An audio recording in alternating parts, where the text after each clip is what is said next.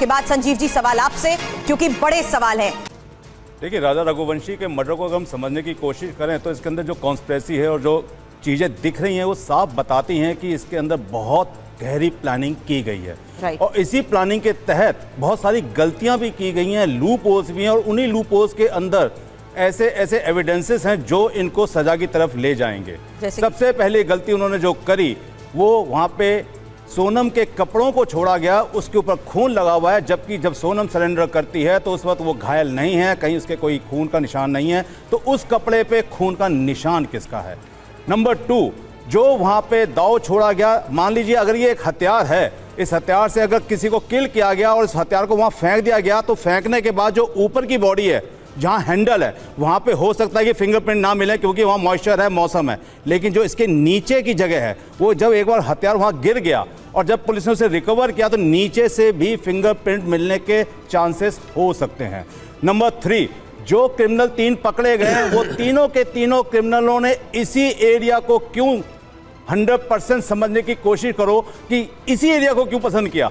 क्या ये remote area था? क्या यहाँ पे आवाजें नहीं सुनी जा सकती थी? क्या ये ऐसा जंगल था जहाँ पे बॉडी डिकम्पोज हो सकती थी, जहाँ से बॉडी बह कर क्या बांग्लादेश जा सकती थी? ये एरिया अगर चुना गया है तो इसका मतलब इनकी प्रीवियस हिस्ट्री को अगर हम चेक करेंगे तो कभी ना कभी ये एरिया देखने के लिए इन तीनों में से कोई ना कोई व्यक्ति यहाँ जरूर आया होगा, क्योंकि कत्ल के वक्त तो ये वहाँ थे, ये इनकी डिटेल कह रही है। लेकिन प्रीवियस हिस्ट्री एक 6 महीने, साल की या 3 महीने की जरूर बताएगी वहाँ ये पहुँचे थे।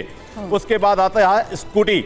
स्कूटी को कोई किसी भी कीमत पे अपनी पार्किंग में खड़ा करेगा, क्योंकि पहली बार कोई घूमने गया है तो वो जंगल में 3 किलोमीटर अंदर ले जाके नहीं ले जाएगा। इसका मतलब वहाँ उसे हाइड किया गया है।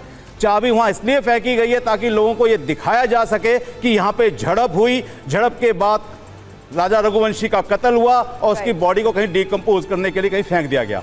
अब समझने वाली बात यह कि सोनम रघुवंशी अपने आप को गाजीपुर से सरेंडर करते हुए ये कहती हैं कि मैं यहाँ पर फेंकी गई हूँ या मुझे किडनैप कर लिया गया था और मुझे कहीं छुपा के रखा गया था और यहाँ फेंक दिया गया।